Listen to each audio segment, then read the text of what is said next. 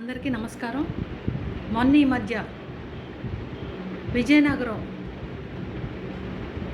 వైకాపా మాజీ deputy mayor Kolagatla Shravani గారు జనసేన అధినేత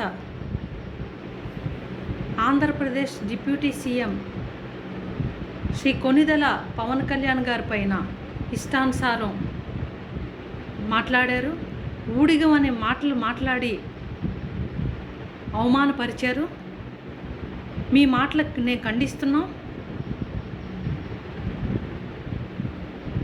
మీ గత వైకాపా పాలనలో మహిళలపై అఘాయిత్యాలు, దాడులు జరిగాయి.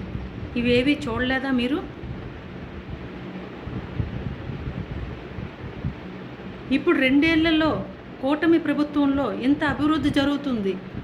ఈ అభివృద్ధి చూడలేదా? కూటమి ప్రభుత్వంలో ఆంధ్రాలో శాంతి భద్రతలు ఇప్పుడున్నాయి. మీ పాలనలో శాంతి భద్రతలు ఎక్కడున్నాయి? ఇష్టానుసారం మాట్లాడారు, అవమానపరిచారు. ఊడిగం అనే మాటలు మాట్లాడి ప్రజాసేవను ఊడిగం అని మాట్లాడడం సరైనది కాదు.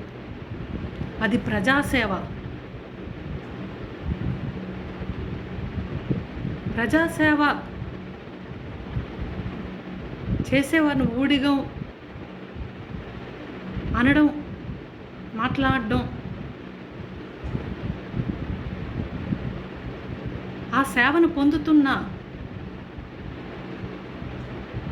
యావత్ ప్రజానికానికి అందరికీ మీరు అవమానపరిచారు. మీ మాటలను వెంటనే వెనక్కి తీసుకోండి.